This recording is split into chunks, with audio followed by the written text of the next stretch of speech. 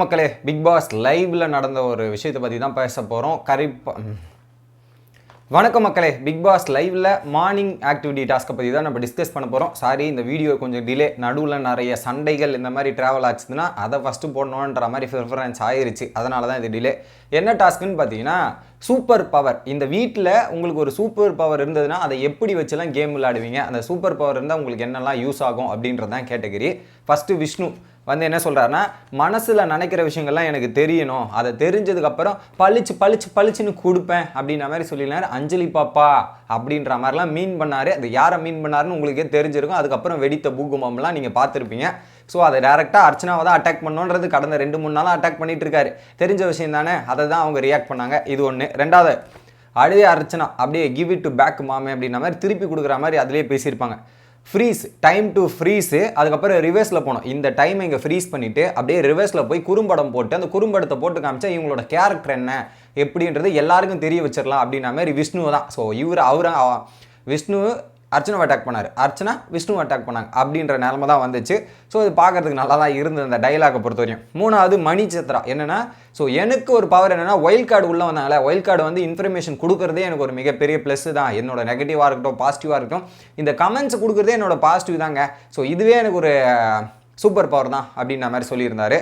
அடுத்து அனன்யா, இன்விசிபிலிட்டி, மறைஞ்சிருந்தால் பார்த்தீங்கன்னா, ஸோ அந்த குரூப்பில் என்ன பேசுகிறாங்க, இந்த குரூப்பில் என்ன பேசுகிறாங்க, அதுக்கு நம்ம என்ன பண்ணலாம் அப்படின்ற மாதிரி எல்லாத்தையும் தெரிஞ்சு அதுக்கேற்ற மாதிரி பயங்கரமாக கேம் விளாட்லாம். ஸோ நான் இன்விசிபிலிட்டியாக இருக்கணும் அப்படின்ற மாதிரி சொன்னாங்க. பட் இப்போது அனன்யாமா, இப்போ வீட்டுக்குள்ளே வந்து நீங்களும் இன்விசிபிலிட்டியாக தான் இருக்கீங்க. ஆக்சுவலாக சொல்ல போனால் அந்த வந்த நாள் ஃபயர் இருந்தது, மற்ற நாளில் ஒன்றுமே தெரிய மாட்டேங்குது. எதனா பண்ணுங்க. அடுத்து விஜய் வர்மா, மைண்டை பிளாக் பண்ணுறது. அவன் மைண்டில் என்ன ரீட் பண்ணுறான்றதே பிளாக் பண்ணிவிட்டு, ஸோ அதுக்கேற்ற மாதிரி அவனை அனலைஸ் பண்ணி கேம் விளாட்னா நமக்கு யூஸ்ஃபுல்லாக இருக்கும். மைண்டை யோசிக்கவே கூடாதுங்க, யோசிக்காத அளவுக்கு பிளாக் பண்ணுறவங்க, நான் பிளாக் போட்டுருவோங்க அப்படின்ற மாதிரி சொல்லியிருக்கார். அடுத்து மாயா, டைம் ட்ராவல் பண்ணணுமா.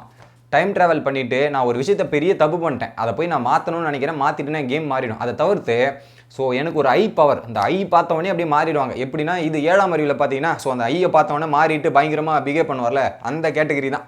என்னன்னா, ஐயை பார்த்தவொன்னே மாறுற மாதிரி எனக்கு ஒரு பவர் கொடுங்க. இந்த வீட்டில் 4 பேர் தாங்க கேம் விளாட்றாங்க. யாருன்னு பார்த்தீங்கன்னா, விஷ்ணு சொல்லுவாங்க, விசித்ரா சொல்லுவாங்க, பூர்ணிமா சொல்லுவாங்க, மாயா சொல்லுவாங்க. இவங்க 4 பேர் தான் கேம் விளாட்றாங்களாம். ஏன்னா இப்போ இது ஒரு புது கூட்டணியாக அமைஞ்சிட்டு இருக்குல்ல, இந்த 4 பேர் தான் கேம் விளாடுவாங்க. அதை தான் மீன் பண்ணுறாங்க அவங்க ஓப்பனாக சொல்லலாம்.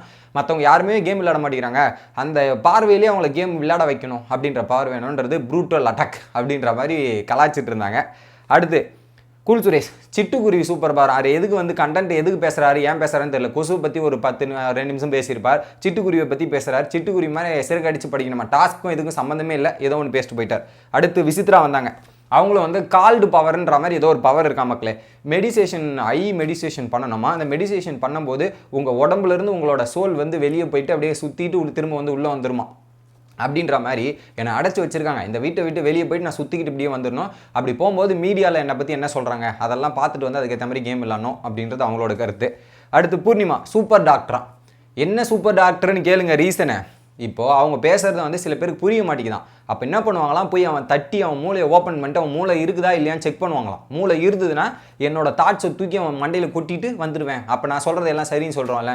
ஏமா, நீ ஒரு பாயிண்டில் யோசிப்ப, நீ சொல்கிற பாயிண்ட்டே எல்லாரும் யோசிக்கணுன்றது கடைசி வரை நீ திருந்த மாட்டேன், மாற்றிக்க மாட்டேன், நீ சொல்கிறது தான் ரைட்டு அதானே அப்படின்ற மாதிரி தான் இருக்குது.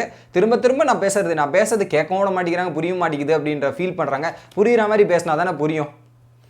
அடுத்து ரவீனா, என்னென்னா என்னை பேசவே விட மாட்டேங்கிறாங்க இந்த வீட்டில். பேசும்போது அவன் வாய் சைலண்ட் ஆகிடணும், அவன் பேசணும்னு நினச்சானே வாய் மூடிக்கணும், ஜிப் லாக் போகிற மாதிரி அவன் வாயை போட்டு லாக் அடிச்சிடணும் அப்படின்ற மாதிரி சொன்னாங்க. சூப்பராக இருந்தது அது.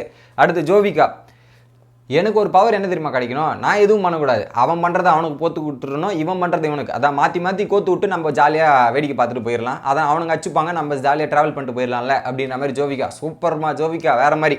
அடுத்து நிக்சன், டைம் ட்ராவல் ஸ்டோரியா. அதே மாதிரி நானும் ஒரு விஷயத்தை போய் மாற்றணும். என்னென்னா, வினிஷா மேட்டர் அந்த சாரி இஷ்யூ போய் மாற்றணும்.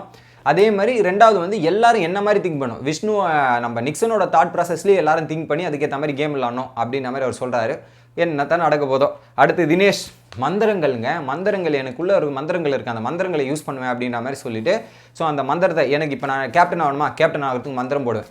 இப்போ நாமினேஷன் ஃப்ரீ ஜோனுமா, நாமினேஷன் ஃப்ரீ ஜோனுக்கு மந்திரம் போடுவேன். ஒவ்வொரு நாளாக மந்திரம் போட்டு கடைசியில் ஃபைனல் போயிட்டு டைட்டில் வாங்கிட்டு போயிடுவேன் அப்படின்ற மாதிரி இந்தந்த விஷயங்கள் தான் இன்றைக்கி மார்னிங் ஆக்டிவிட்டி டாஸ்கில் நடந்தது. ஸோ இதில் உங்களுக்கு பிடிச்ச அந்த 14 பேர் சொல்லியிருந்தாங்க, அதில் உங்களுக்கு பிடிச்ச கண்டஸ்டன்ஸ் யார் சொன்னது நல்லா இருந்தது அப்படின்றத கமெண்ட் பண்ணுங்க கைஸ்.